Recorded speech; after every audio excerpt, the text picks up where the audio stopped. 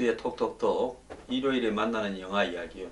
대체로 한국 영화, 여러분들이 익숙한 영화를 이야기하면 반응이 좋고요. 외국 영화를 이야기하면, 특히 많은 분이 보지 않은 이야기를 하면 이 반응이 별로 좋지 않습니다. 그런데 제가 또 이 반응에 따라 가지고 이 방송을 하면 줏대없기 때문에 반응을 떠나 가지고 여러분이 한번 꼭 볼만한 영화를 하나 소개를 하겠습니다. 베르나르도 베르톨루치, 여러분 그 마지막 황제 감독으로 이렇게 잘 알고 있죠.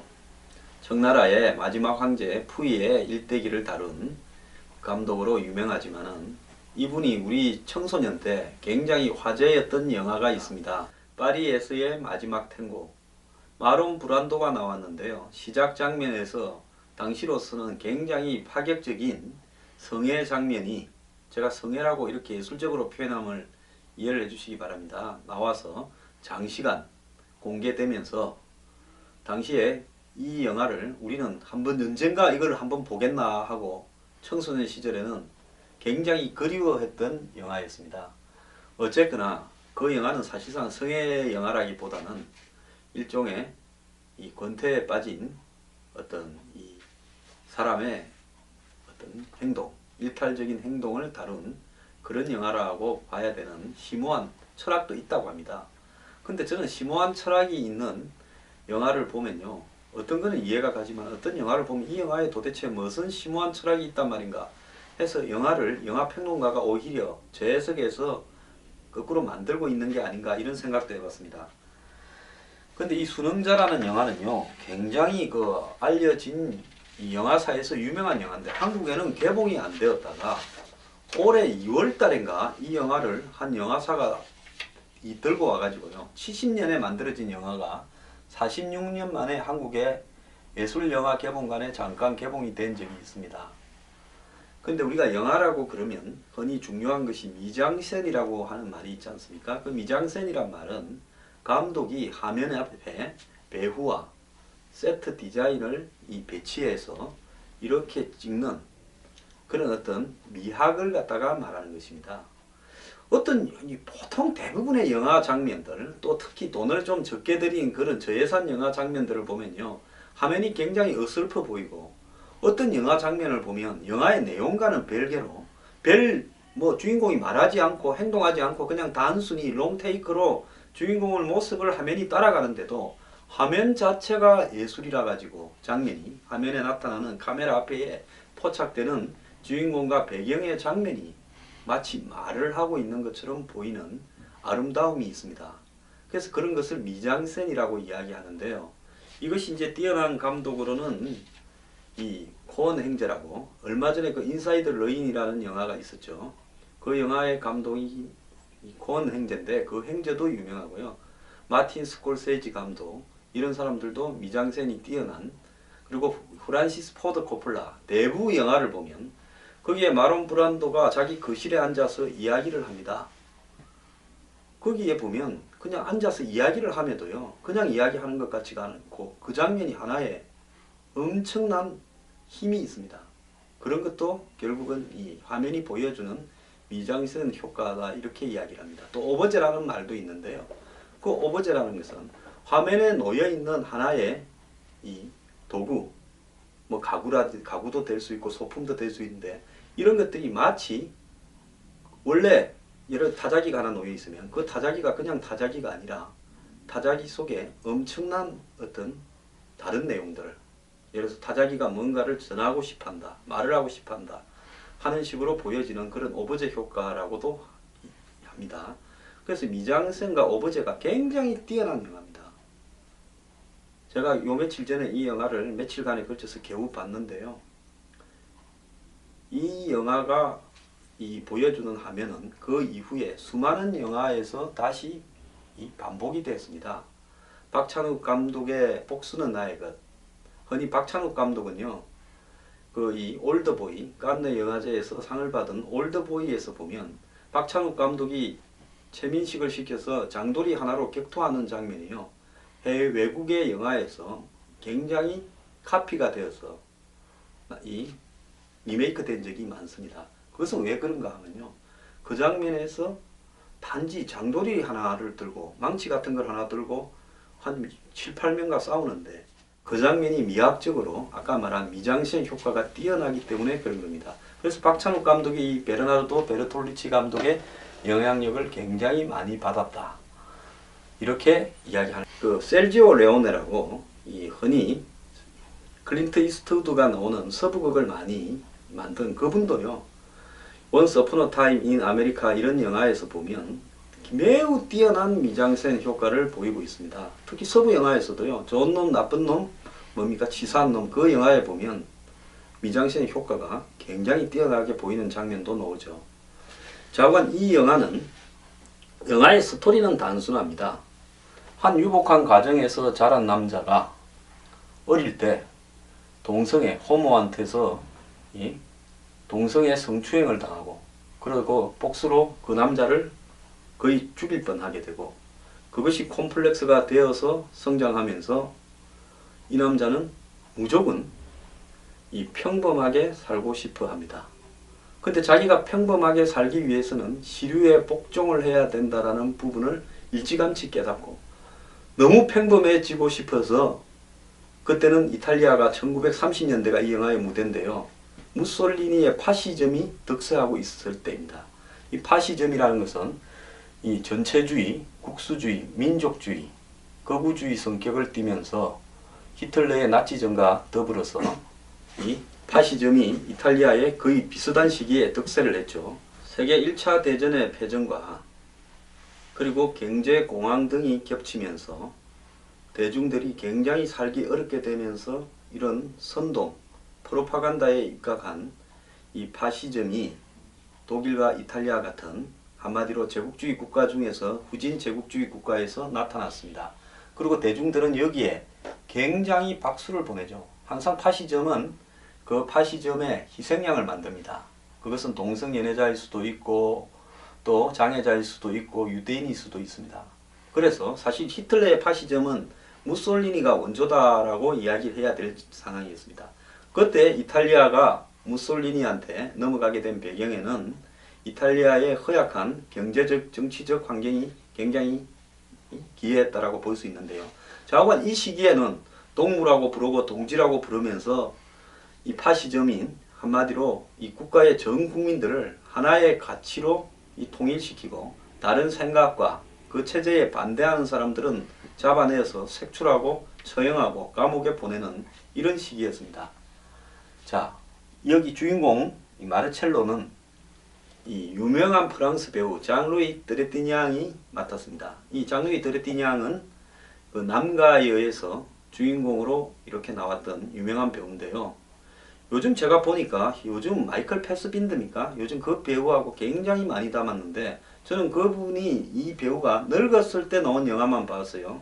젊었을 때 굉장히 한마디로 무표정하게 이렇게 이 갈등하는 이 사나이의 얼굴을 이렇게 잘 담아낼 수 있었나라고 해서 깜짝 놀랐습니다. 여기에 또 이 안나 역으로 장르이 드레티냥이 박사 과정을 배웠던 파시즘에 반대하는 과드리 교수의 부인으로 나온 여자 배우가요. 도미니카 산다인데 제가 초등학교를 다닐 때 이 책받침에 등장했던 원조격 여배우입니다. 이 여배우가 나온 영화들은 대부분이 이 예술 영화거나 상당히 미학적인 영화라서 대중 영화에 별로 출연도 안 했는데요. 그때 우리나라에 이 여배우의 도미니카 산다의 얼굴을 책받침에 코팅해 가지고 이렇게 들고 다닌 사람이 참 많았습니다. 그래서 제가 어떤 영화에 나왔는지도 제대로 몰랐는데 이번에 이 영화를 보니까 도미니카 산다가 이 과트리 교수의 부인으로 나와 있더라고요. 그래서 좌우간 이 마르첼로라고 부르는 이 사람은 아버지가 정신병원에 걸려 있고 엄마는 젊은 애인과 이 히로뽕 중독에 빠져 있고 본인은 너무나 평범해지고 싶고 이렇게 빨리 평범하게 살고 싶어서 좀 난잡한 생활을 한 좀 멍청한 여자와 결혼도 합니다. 그리고 본인이 자처해서요 끈을 대가지고 한마디로 이 이탈리아 파시즘 정권의 앞잡이인 봉사 친구를 그러니까 맹인 친구를 찾아가서 나도 끈 좀 대줘라 해서 거기에 삼인자를 찾아가고 장관을 찾아가서 제가 충성을 바칠 거니까 저도 비밀 경찰로 좀 쓰여 주십시오. 이렇게 합니다. 그러니까 이 파시스트들은 지발로 와서 충성을 바치겠다니까 테스트도 해볼 겸 가장 어려운 임무를 하나 시키죠. 그 어려운 임무가 뭔가 하면 이 파시즘에 반대해서 프랑스로 망명을 간 반체제 인사, 이 콰트리 교수라는 사람을 부인하고 그 남편 교수를 둘 다 죽이고라. 그래서 이 친구는 갓 결혼한 부인을 데리고 이 파리로 가서 이 교수를 만나고, 그래서 교수에게 자기가 제자였다는 걸 상기시키고 대화를 나눕니다. 교수는 금방 알아봅니다. 너 파시스트지? 예, 맞습니다. 또 그럽니다. 그래서 교수는 너 그런 거 하지 말고 여기서 살아라. 내가 머물 때도 마련해 줄게. 이럽니다. 그러면서 이 사람은 이 교수의 부인과 사랑에 빠집니다. 그럼에도 불구하고 끝내 이 도망가는 교수를 추적해서 죽이고, 이 매달리는 그 부인도 자기가 좋아함에도 죽입니다. 자, 근데 이 영화가 이야기하고자 하는 바는요, 뭔가 하면 한마디로 비정상적인 사회에서는 또 정상이 비정상이 되고 비정상이 정상이 되는 겁니다. 그렇지 않습니까? 제가 이 영화를 왜 한번 이야기해야 되겠다라고 생각하는가 하면요, 저는 한국의 정치에 대해서 여야를 막론해서 비정상이 너무나 많다라고 보고 있습니다. 어떻게 툭하면 10대 경제국가를 이야기한다면서 여야당과 정권이 벌이는 여러 가지 게임들이 이렇게 비정상일 수 있는가? 한번 생각을 해보십시오. 서양식 경선이라고 해먹는 놈들 그저 또 해먹자라고 하면서 그걸 국민과 당원이 뽑는다라고 사기를 치는데, 이거를 서양식 경선이 좋다는 사람이 더 많습니다. 자, 살생부가 터지고 녹취가 터지는데도 그걸 덮어가는데, 총선에 이기기 위해서 덮어야 된다는 사람이 많습니다. 그리고 유승민이라는 한 사람, 별 보잘것없는 그런 사람 그냥 탁 정리해버리면 될 건데, 그거를 23일까지 너 나가라 어쩌라면서 끌고 가는 과정을 보면요, 이것도 또 파시즘이 아닌가. 그렇지 않습니까? 그러다가 또 느닷없이 합의해서 3대3으로 날려야 될 사람한테 상을 줍니다. 이런데도 그걸 또 수능을 합니다. 열광적인 지지자들이요. 자, 어제까지 엄청나게 욕을 합니다. 사이트나 이런 데 가보면요, 우파 사이트에 누구 죽일 놈이다 합의를 보고 나면요, 또 다음날부터 그 결정을 찬양합니다. 그래서 저는 대중들이 미쳐가는 걸까? 그러고는 그 다음날 또 무성이 옥새를 들고 나르샤 하면 그게 또 총선을 이기기 위한 잘한 결정이라고 이야기를 합니다. 또 그러면 그래 맞다라고 한 사람이 또 많아집니다. 자, 노무현 정권 때 저는 대단히 제 주관적인 이야기입니다만 이런 비슷한 광기를 봤습니다. 뭘 하더라도요, 성부가 통한다, 맞다. 심지어 노무현 정권이 특정 재벌의 영향을 받아서 취임사를 발표하고 조각을 해도 그것도 잘한다. 골프장을 만들어도 잘한다. 어떻게 그게 노무현 정권의 정체성과 맞습니까? 전국에 부동산 투기판을 만들어도 무슨 도시 잘한다. 그 지지자들은 못한다 하는 게 없습니다. 그렇게 또 한쪽이 또 광기로 모여갔습니다. 이 세상에요, 절대적인 건 없습니다. 이 영화에 보면요, 플라톤의 동굴의 우상 이야기가 나옵니다. 그게 뭔가 하면 동굴 안에 있다 보면요, 이제 희미한 불빛을 동굴에 켜면 그 그림자가 보입니다. 사람들은 동굴에서 희미하게 비쳐 보이는 그 그림자가 실체라고 생각하지만 실제 그것은 허상이고요. 이 밝은 날에 동굴 밖에 나와서 보면 정말 아무것도 아닌 것이죠. 그래서 우리가 지금 믿고 정상이라고 생각하는 것들 중에 엄청나게 많은 부분이 비정상일 수 있다는 겁니다. 그런 상황에서 정상을 이야기하는 사람은 그야말로 또라이가 되는 겁니다. 제가요, 요즘 정치판에 이쪽도 비판하고 저쪽도 비판하고 그게 제가 정상이라고 생각합니다. 저는 과거에 저도 한쪽 편에 서서 한쪽을 옹호한 적이 없다고 말 못합니다. 저도 잘못한 점이 있죠. 그런데 잘하기 위해서 그렇게 한다라고 해서 그렇게 했는데 나중에 보니까 그런 것들이 한마디로 아까 제가 말한 동굴 속의 허상처럼 그림자처럼 일종의 이용당하고 있지 않나 하는 생각도 하게 됐습니다. 이 세상에 절대적으로 잘하는 부분은 없고요. 그 다음에 대중이 명목화될 때는 그만큼 이렇게 비정상화되는 게 없다라는 것을 여러분들은 아셔야 됩니다. 자, 이 영화의 주인은 자기 아버지가 비밀경찰로 원조로서 고문을 자행하던 사람인데 미쳐서 정신병원에 있습니다. 어릴 때 동성애 성추행을 당하고 아버지가 이 고문한 사람으로서의 이 트라우마도 있고 이러다 보니까 자기는 한마디로 정상적인 남자다 이러고 싶어서 난잡한 한 멍청한 여자와 결혼도 합니다. 빨리 가정을 꾸려서 내가 정상인 것처럼 보여야 되겠다. 또 자기가 어릴 때 성추행을 당했다는 부분 속에서 강하고 정상적인 남자처럼 보이려고 그리고 너무나 평범하게 살고 싶어서 정권에 적극적으로 충성을 합니다. 파시즘이요. 그런데 자기는 이 파시즘을 위해서 자기가 사랑하는 여자도 죽이고 그 남편도 죽이고 이렇게 했지만 어느 순간에 이탈리아에 무솔리니는 도망을 갑니다. 그리고 무솔리니는 어느 날 처형당해서 거꾸로 매달리고요. 길거리는 이제 각성한 대중들로 가득 찹니다. 그러니까 이 친구는 살기 위해서 자기를 파시즘의 앞잡이로 소개를 해주고 도와준 자신의 친구이자 파시스트의 한마디로 대중연설가인 명인 친구를 대중에게 고발해서 이 친구가 파시스트였다.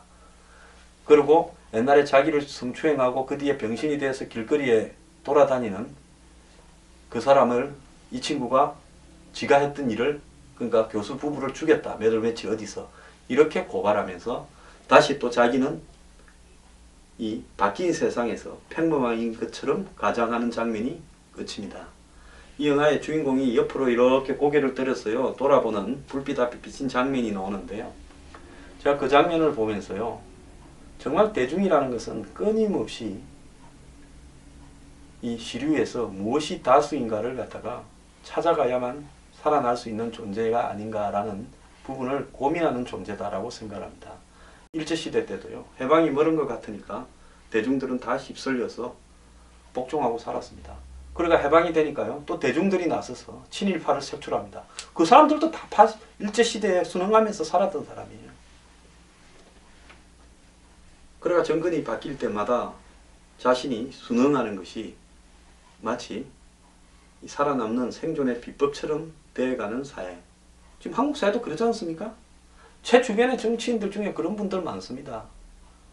야당 오래 했던 분이 여당이 되니까 이렇게 좋은 줄 몰랐다 그러면서 아무런 여야를 넘나들면서 정권마다 양지를 가면서 사시는 분도 많고요.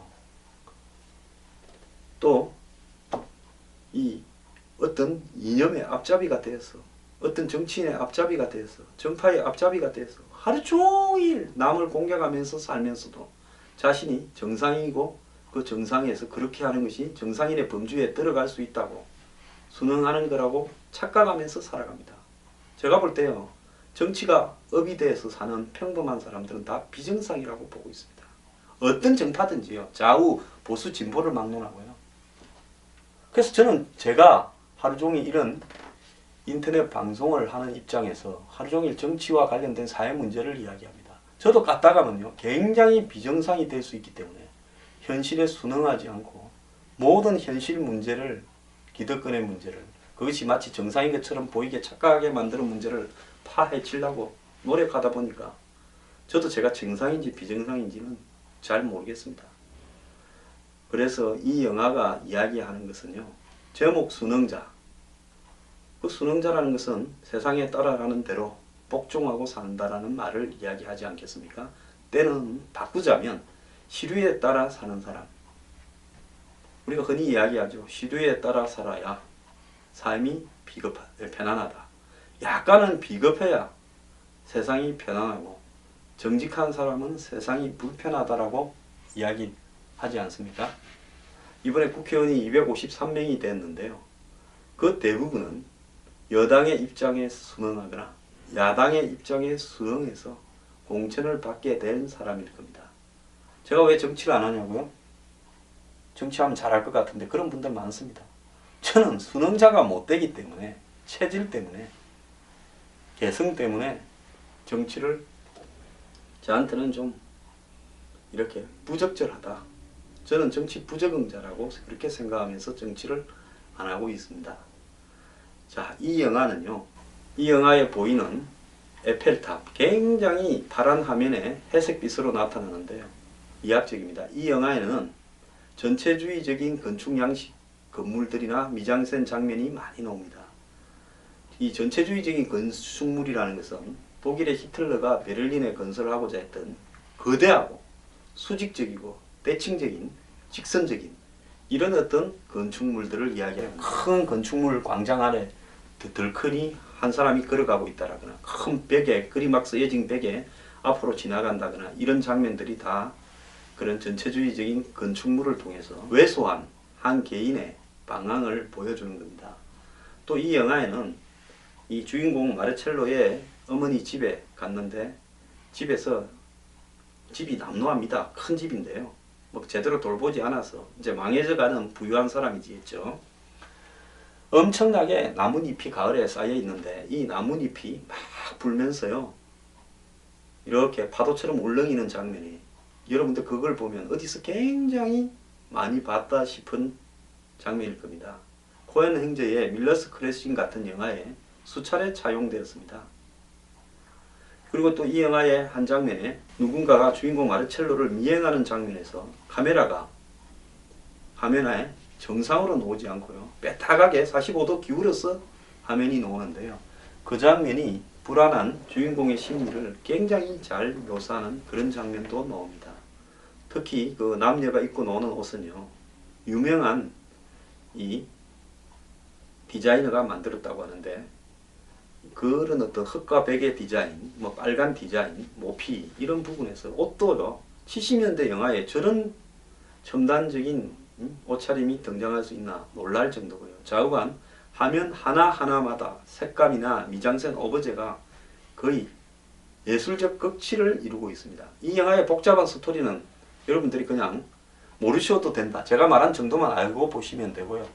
이 영화의 한 장면이 이후에 CF 영화라든지 다른 예술 영화에 엄청나게 차용이 된 부분입니다. 어떻게 저 당시에 그림도 아니고 사진으로 이런 장면을 만들어낼 수 있었을까? 그리고 주인공의 이 한마디로 권력에 순응하고 살아가는 소시민의 이 불안한 내면을 저렇게 화면을 통해서 빨갛게, 파랗게, 어둡게 색감으로 표현해낼 수 있는가 놀랄 정도입니다. 그래서 이 영화를 보면요. 좋은 화면을 감상한다 라고 생각하시고 이 영화를 보셔도 좋습니다. 여러분 수능자 꼭 한번 보시기 바랍니다. 그리고 이렇게 우리가 진실이라고 이야기를 하는 부분에 대해서 한 번쯤은 순응하지 말고요. 우리가 진실이라고 아는 것이 진실이 아닐 수도 있고 또 정치인들이 국민들에게 진실로 믿고 싶어 하게 만드는 부분이 그것이 거짓일 수도 있다는 생각도 한번 해주시기 바랍니다. 감사합니다.